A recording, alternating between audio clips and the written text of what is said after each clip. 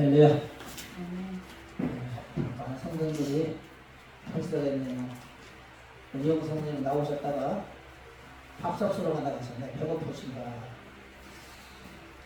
어쨌든 너무나 감사합니다. 오늘 하나님의 말씀은 아름다운 말이라는 주제로 함께 은혜를 나눌까 합니다.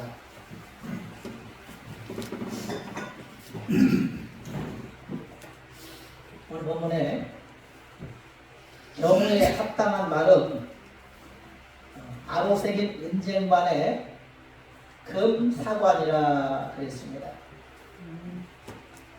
이 경우에 합당하다는 말은 상대방의 행동이나 물음에 바른 대답을 하는 것을 말하는 것입니다.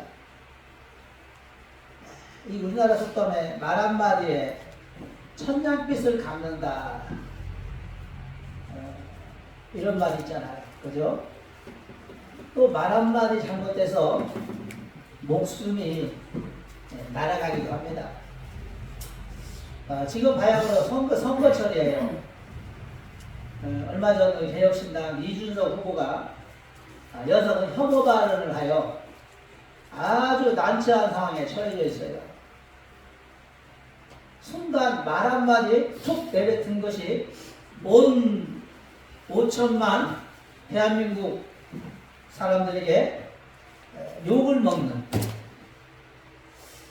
이 사람뿐 아니에요. 역사를 거슬러 올라가봐도 말 한마디에 살고 말 한마디에 죽는 일이 빈번히 일어났어요. 고려 고종 때 서희 장군의 경우에 합당한 말 한마디가 이 거란에 빼앗겼던 강동 6주를 되찾는가 하면, 조선조 예종 때는 간신 유자광의 말 한마디가 충신이었던 남이 장군을 역모로거나 죽음에 이르기도 합니다.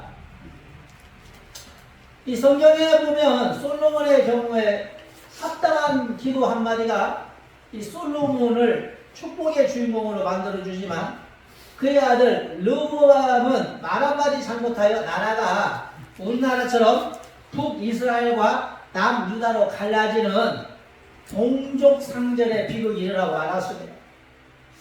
사랑하는 성도님들, 이 입술의 말을 하나님 보시기에 아름답게 하시기를 축원합니다. 아멘. 오늘 본문에 입술의 말 한마디를 금덩어리에 비유하고 있어요.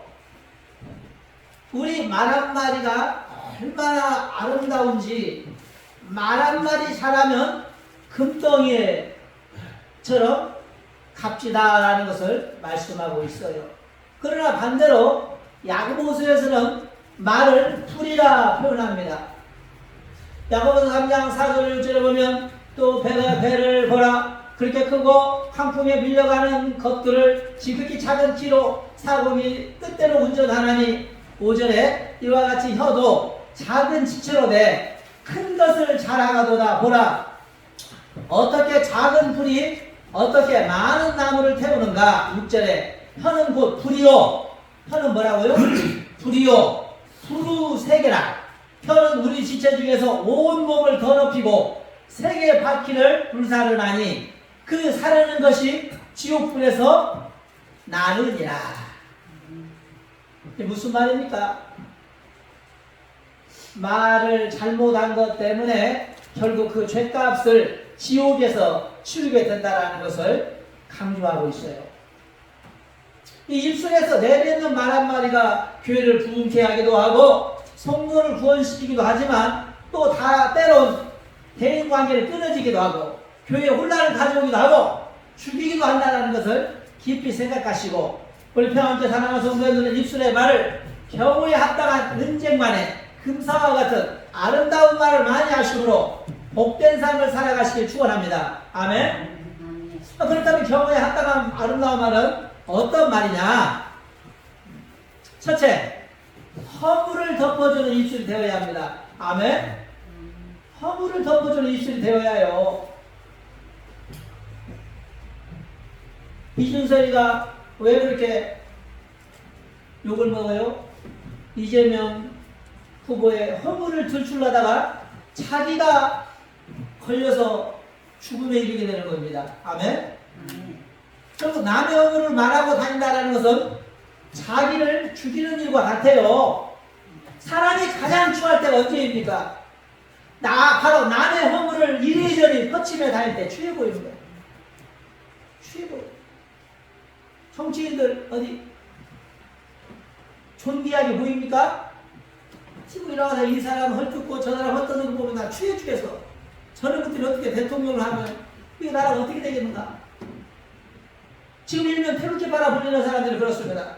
무슨 일만 생기면 때는 이때다 싶은지 인터넷이나 떠다니는 댓글을 퍼서 자기들 핸드폰 카톡에 가입되어 있는 모든 사람에게 마치 생각이나 한 듯 무작위로 보내줘요. 카톡을 띵글해서 보면 그런 문자예요. 누가 나쁜 짓을 했는데 누가 비리를 저지른 이런 문자가 온다는 그것도 출처도 없는 문자를 막 그렇게 보내고 이런 행위는 자칫 이 글의 당사자를 사지로 보라 죽음에까지 이르게 하는 아주 악한 행동을 일습니다. 아멘. 우리가 잘 아는 고 최진실, 정다빈 또 얼마 전에 죽은 이선균 씨가 왜 죽었습니까? 바로 이런 무지하고 잔인한 댓글 때문에 마음에 상처를 받아 끝내 스스로 목숨을 끊어버리는 것입니다. 그런데 우리는 인터넷에서 누군가가 허물이 드러나면 너도 나도 할 것 없이 퍼서 이 사람 저 사람에게 알리는 것이 무슨 사명이라도 되는 것처럼 이 글을 10명에게 알리면 해군이 기뜬다며 부추겨요. 예수님은 분명히 말씀하셨습니다. 마태복음 7장 1절에 비판을 받지 아니하려거든 비판하지 말라. 너의 비판하는 그 비판으로 네가 비판을 받을 것이다 그랬어요. 아멘. 사랑하는 성도님들, 형제의 이웃의 가족의 교인들의 허물을 덮어주는 사람이 아름다운 입술인 줄 믿음을 받기를 축원합니다. 이 창세기 3장에 보면 아담과 하와가 등장하잖아요. 하와가 뱀의 꼴에 빠져 선악과를 따먹고 남편인 아담에게도 먹게 합니다. 결국 이 일이 발각되어 하나님께로부터 큰 책망을 듣게 되죠. 제일 먼저 가장인 아담에게 하나님께서 묻습니다. 누가 너들은 먹지 말라는 선악과를 따먹으라 하느냐? 이때 아담이 하는 말이 뭡니까? 내 살 중에 살이요 뼈 중에 뼈라고 하면서까지 사랑스러운 아내에게 모든 허물을 전가시켜버립니다. 하나님이 주셔서 나와 함께 하신 저 여자가 그랬습니다. 그냥 사모님이 그랬어요. 이러는 것도 아니에요. 은하씨가 그랬어요. 이것도 아니에요. 저 여자가 그랬다는 거죠. 매 10여 년을 함께 살아놓고는 느닷없이 이제 남처럼 말하네. 저런 여자 모른다는 거죠. 죄 많은 여자 모른다는 거죠. 처음 만났을 때 잘 몰랐던 그때 이름 여자라고 해버립니다. 나는 저 여자가 그런 여자인 줄 몰랐다는 거예요. 그렇다면 한 번 더 입장을 바꿔 생각해 볼 때 하나님 제가 부족하여 가장으로서 제 아내를 잘못 가르쳐 생긴 일이니 다 제 불찰입니다. 제 아내 하와는 너그럽게 용서하여 주시고 차라리 저만 벌하여 주세요. 그래야지 안 그래야지. 뼈 중에 뼈요 살 중에 살이라면 그렇게 해야 되잖아요. 이렇게 아내의 허물을 감싸주었다면 어쩌면 성경이 바뀌었을 수도 있어요.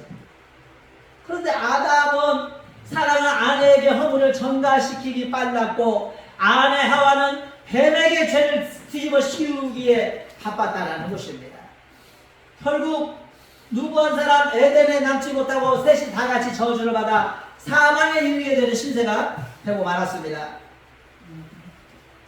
사랑하는 성도님들, 물론 눈에 보이는 형사적 책임을 져야 하는 범죄는 신고를 해야 합니다. 그죠? 그러나 일상에서 얼마든지 덮고 넘어갈 수 있는 문제를 들추어서 그 사람을 아주 난처하게 하는 것은 나쁜 행동이라는 거예요. 아멘?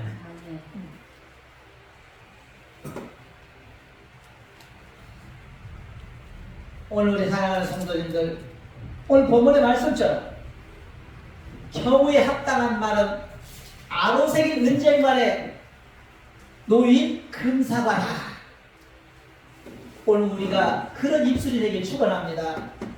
형제의 허물을 보면 그 자리에서 덮어버리시고, 누가 누구의 허물을 귀에 말해주면 이 사람아, 그 사람 그럴 사람 아니야, 어디 가서 이라도 그런 소리 하지 마라, 덮어줘요. 그래야 교회가 편안하고 사회가 편안하고 대인관계가 원만해지는 거예요. 아멘. 대인관계가 왜 깨져버립니까? 누군가가 중간에서 이간질을 해가지고 깨져버리는 거예요. 자꾸 교회가 왜 자꾸 두동강이 납니까? 장로와 목사 사이에 이간질하는 사람이 있으니까 교회가 두동강이 나는 거예요. 왜 하나님과 우리 사이가 멀어집니까? 하나님과 우리 사이에 이간질하는 마귀스피가 있기 때문에요. 아멘. 우리는 마귀가 하는 일을 도맡아 하지 마시고 아름다운 입술 되세요. 아멘. 그래서 우리 평안교회는 애지간한 허물은 이 부족한 저의 허물도 좀 덮어주시고, 또 옆에 있는 성도의 허물도 좀 덮어주시고, 또 가정에 가면 자녀의 허물, 남편의 허물도 좀 덮어주셔야 가정도 편안하고 교회도 편안하고 친구 간에도 또 대인관계도 완판하게 되어지는 줄 믿음으로밖에 축원합니다. 아멘. 두 번째로 예수 믿고 구원받는 것을 우리는 자랑해야 돼요. 아멘. 입술로 자랑해야 돼요. 이런 말이 나세요. 이런 말 쌀데기 말 하지 마시고 예수 믿고 구원받은 말이나 많이 하란 말이에요. 이런 말은 아무리 해도 괜찮아.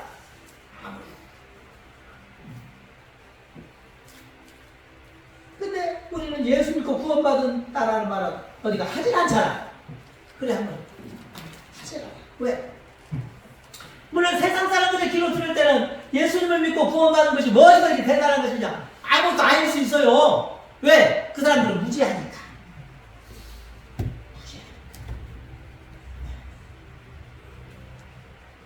제가 우리가 친구 여기 있는데 학교 다닐 때, 초등학교 때 그랬어요. 학교 뒷산 넘어가면 복숭아밭이 있대요. 복숭아밭이. 그 따먹으러 가잖아. 나는 믿지 않았어. 야, 학교 뒤에 뭔 복숭아밭이 있어. 거짓말 하지 마. 그 다음날 친구들이 복숭아를 서리에서 먹는데, 아야, 부럽더라고. 나도 갈걸. 물론 나쁜 짓이니까 안 가는데 잘했는데, 이렇게 아무리 뒤에 급덩거리가 있고 좋은 곳이 있다 해도 못 믿으면 못 가는 거요. 아멘. 근데 세상 사람들은 우리가 구원받아서 천국 간다고 해도 안 믿어. 죽어봐야 알겠다고 하잖아요. 그죠? 그럼 우리는 믿습니까? 안 믿습니까?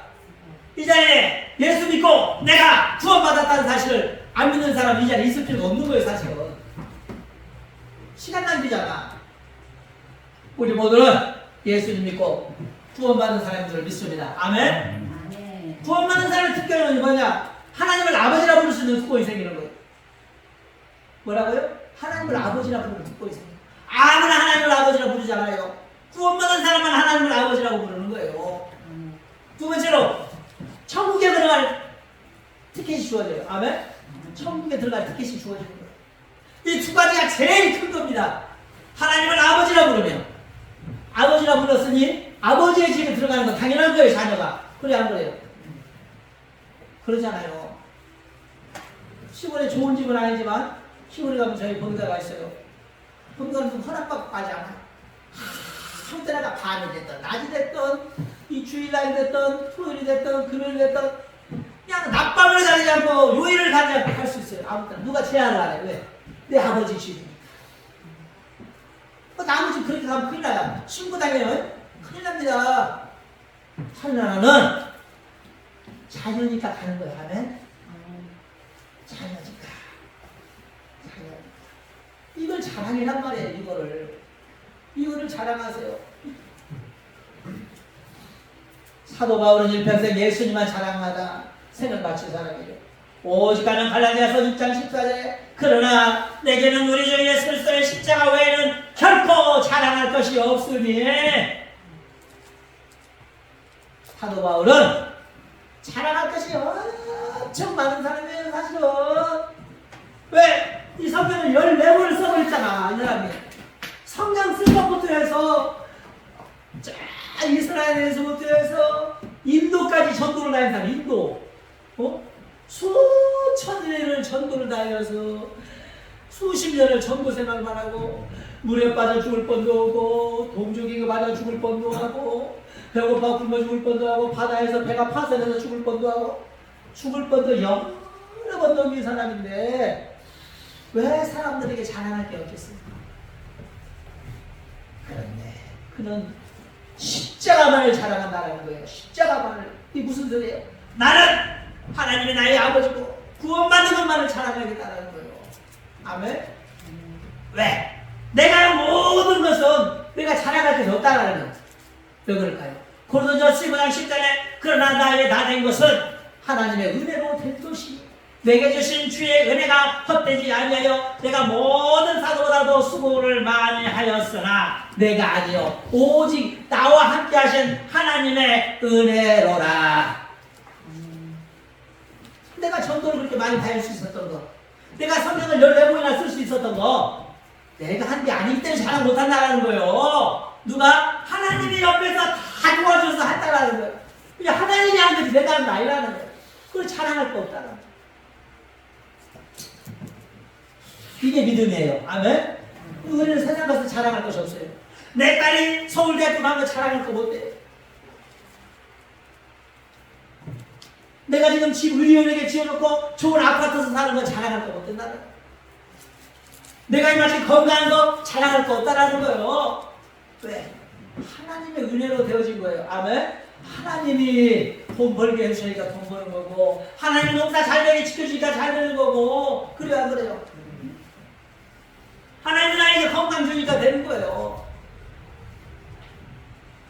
하나님이 순간 입김만 부려버려도 우리는 다 날아가 버리는 거예요. 응? 일본 보세요. 그 도도하던 사람들이 쓰나미 가면 쓸어버리니까 50만이 죽어버렸어요. 하나님 안 지키면 그렇게 되는 거예요. 순식간에. 사람은 아무리 지키고 싶어도 우리 시골에 계신 누님이 고추 농사를 잘하세요. 잘해. 그런데 한 번씩 실패해. 왜 그러냐? 탄자가 한 번 오면 온파서 쓸어버려. 탄자가 쫙. 그러면 그냥 이렇게 다갈다갈 열렸던 고추가 순식간에 그냥 병들어가지고 누렇게 변해버렸어요. 그러는 거요. 그리고 우리들 감사해야 돼요. 자상하지 않게 하시면 감사드리고 음식 먹고 탈나지 않게 하면 감사드리고 암으로 하나님은 100만 명씩 입원을 한다는데 나는 아무도 정말 하나님의 은혜로 걸리지 않게 하시고 그러잖아. 하나님을 감사하고 살아야 돼. 어쨌든 구원 받은 것을 감사하고 살고 자랑하고 사시라는 것입니다. 내가 돈 많이 번 것, 자녀 대학 간 것, 좋은 데 취직한 것, 연봉 많이 받는 것 이런 것은 하나님의 은혜로 된 것이지 내 자랑할 것이 없다라는 거예요. 사도 바울. 사도 바울처럼 나를 구원하신 나 같은 벌레 같도 못하고 쓰레기 같도 못한 개 같은 나를 구원하신 하나님의 은혜를 입이 침임하도록 자랑하시기를 축원합니다. 아멘. 날 위해 십자가를 지고 피 흘려 죽으신 예수님의 십자가만을 자랑하시라는 것입니다. 그리하여 바울처럼 은쟁반 위에 금사와 같은 아름다운 말만 할 수 있기를 축원합니다. 아멘. 세 번째로 감사의 말을 많이 해야 합니다. 아멘. 우리는 감사의 말을 많이 해야 합니다.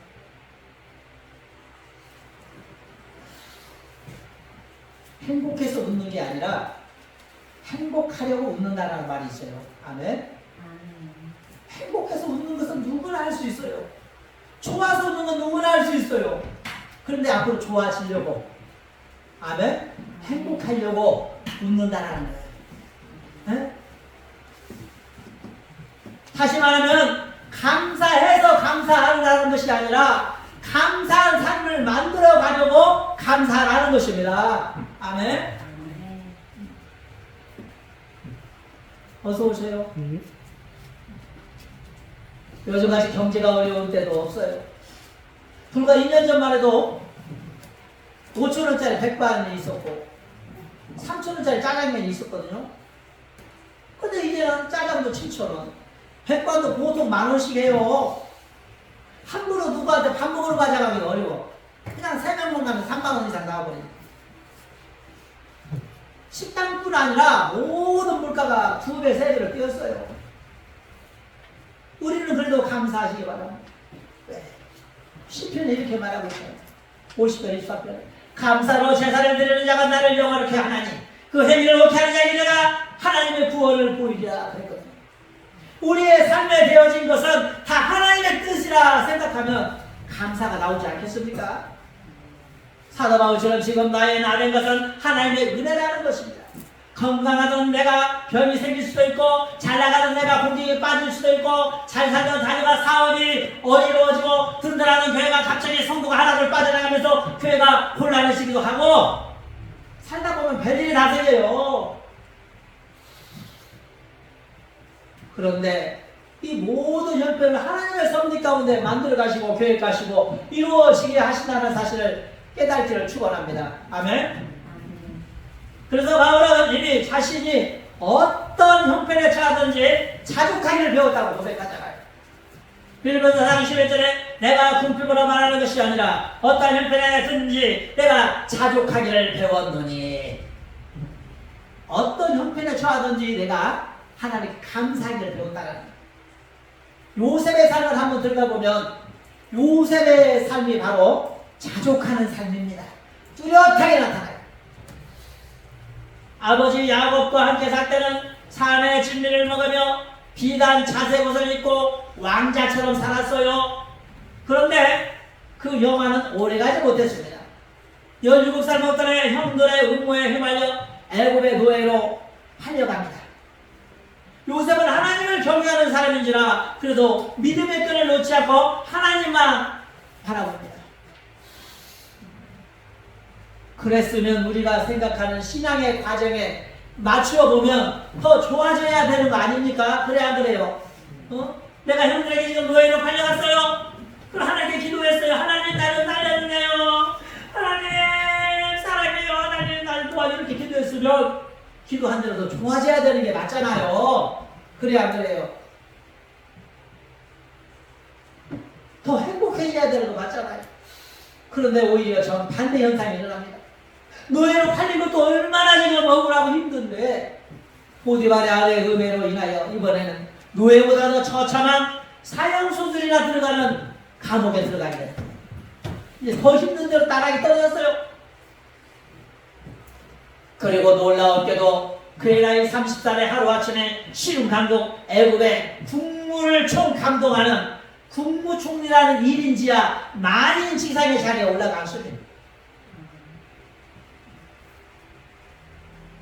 그런데 놀라운 것은 이런 엄청난 소용돌이 속에서도 요셉의 심령이 하나님을 향해 변화가 없더라는 것입니다. 아멘. 한마디로 일괄됩니다. 아버지 야곱의 집에서나 노예의 삶이나 감옥살이나 국무총리의 삶이 한결같더라는 것입니다. 한마디로 그의 삶은 어디에 있든지 감사하는 삶이었다는 것을 알 수 있습니다. 우리들 같은 아버지 집에서 살 때는 자색 옷을 입고 산의 진미를 먹으며 살 때는 얼마든지 감사할 수 있어요. 그래 안 그래요?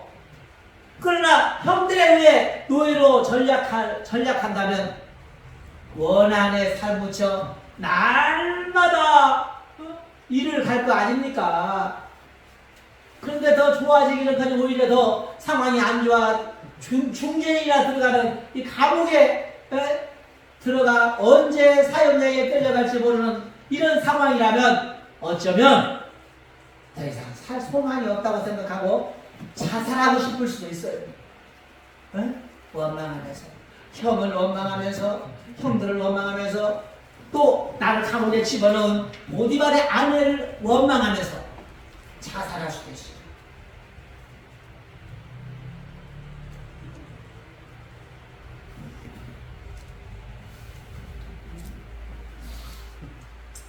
그리고 요셉이 뭐라고 했어요? 감옥에서 나와 하루아침에 국무총리가 되었다면 이 막강한 권력을 이용하여 형들을 잡아들이고 보디발의 아내에게 죄값을 물을 것입니다.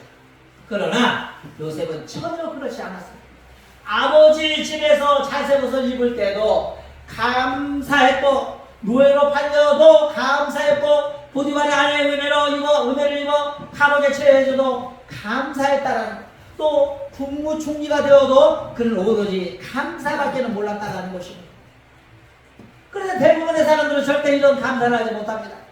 목사도 장로도 마찬가지. 여기 있는 저만 해도 하루에 별것 아닌 일로 얼마나 웃었다, 짜증을 냈다, 불평을 했다, 즐거워했다 하는지 몰라요.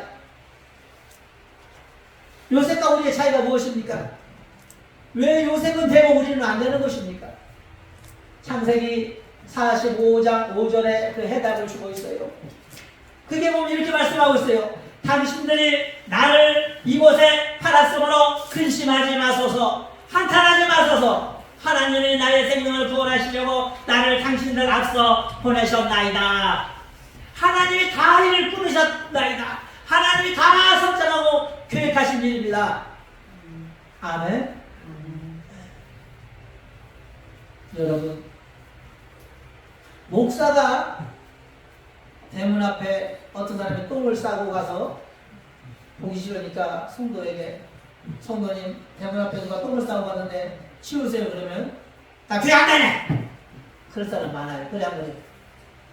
그런데 하나님이 시켜봐. 허무서 안 하고서 똥 아니라 똥통이라도 빠질걸? 그잖아. 하나님이 시켜 그걸 대놓고 그러면, 야 아무개야, 너 가서 대문 앞에 똥 좀 치우고 와. 그러면 예 주여, 또 다른 거 없습니까? 똥 치우고 왔어요. 너무 좋아요. 그런단 말이에요. 그래 안 그래?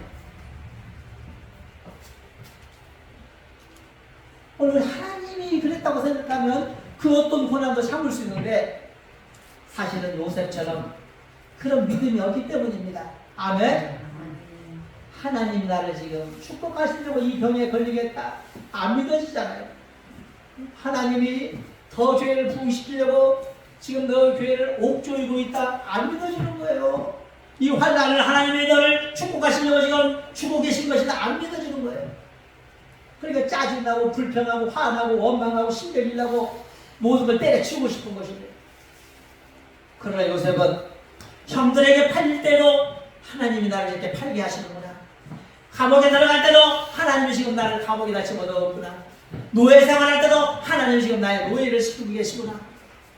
그냥 그러는 거예요. 그냥 그러는 거예요. 하나님이 시켰으니까 저 해야지. 하나님이 시켰으니까 형들이 받았다고 생각하면 원망이 되지만 하나님이 그랬다고 생각하면 원망하지 않는 거예요. 그래 안 그래요? 생각이 차이. 국무총리도 마찬가지. 왜 벌하지 않아? 사실 힘들게 해서나.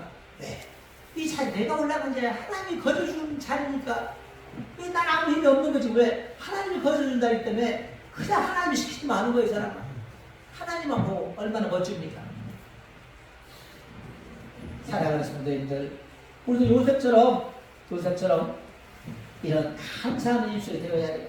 어떠한 상황에 처해지든지 어떠한 힘든 일이 우리를 어렵게 만들든지 우리는 은쟁반 위에 금사와 같이 하나님 앞에 감사할 수 있어야 돼요. 아멘. 좀 전에 교회에다 내가 지갑을 놓아뒀는데 누가 지갑에 10,000원 밖에 없는데 그거 가져가 버렸어요. 하나님, 제가 돈에 욕심을 부리니까 하나님께서 지갑을 내가 가져가게 해버렸군요. 하나님, 앞으로는 100%로 살겠습니다. 이러면서 오히려 하나님 앞에 감사의 기도를 드린다면 하나님이 얼마나 그를 이뻐하시겠습니까? 그래야 그래요. 근데 어떤 놈이 내 지갑 놓아뒀더니 훔쳐갔다고 하면서 막 목사님 도둑놈 잡아줘. 그래 교회 안 다닐 거야. 막 이러면 어떻게 잡어? 다 주머니 뒤져봐야 돼. 은혜가 안 되잖아. 모든 것이 감사해야 돼. 아멘.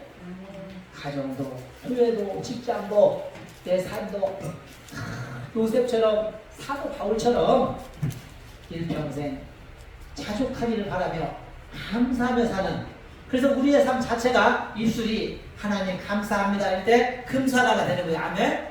얼마나 이뻐요. 그 말이 금사가 같으잖아. 그래 안 그래요? 도둑년 잡아! 그럼 입술을 막 악마 같으지 막 목사님 괜찮아요. 제가 돈 욕심을 부렸더니 하나님이 돈 욕심 내려놓으라고 하는 것 같은데 더 기도하겠습니다. 그러면 그냥 목사님도 그냥 숙연해질 거 아니에요. 이 양반 믿음 참 대단하네. 금사가 같은 자를 말합니다. 여러분 그런 입술이 돼야 돼요. 아멘.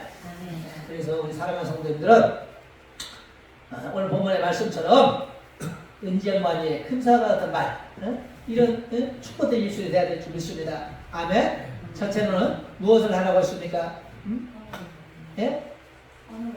예, 허물을 덮어주시고 허물을 덮어주는 입술. 두 번째로는 예수 믿고 구원받은 것을 자랑하는 입술. 세 번째는요, 예, 감사가 끊어지지 않는 입술. 이런 입술이 바로 금덩어리와 같은 아름다운 입술인 줄 믿습니다. 기도하시겠습니다. 참으로 고맙고 자비하신 하나님 감사를 드립니다. 하나님이시여, 오늘 우리는 하나님의 귀한 말씀을 통하여 함께 은혜를 나누었습니다. 아버지 하나님, 우리는 그동안에 아버지 하나님의 착으로 시궁창 같은 말을 하고 살았습니다. 아버지 하나님, 남을 미워하는 말을 많이 하였고 시기 질투하는 말, 허물을 들춰내는 이와 같은 어리석은 말을 하였고 화나는 원망하고 짜증하고 불평하는 이런 삶을 살았습니다. 이제부터 아버지 허물을 덮어주는 삶을 살기 원합니다. 예수님 믿고 구원받는 것을 자랑하며 살게 하여 주옵소서. 늘 어디에 가든지 감사하며 살 수 있는 우리 모두가 되게 하여 주옵소서. 오늘 주의 말씀을 하심을 감사드리며 예수님 이름으로 기도합니다.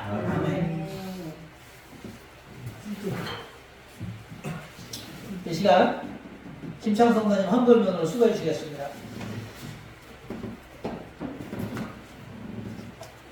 213장입니다.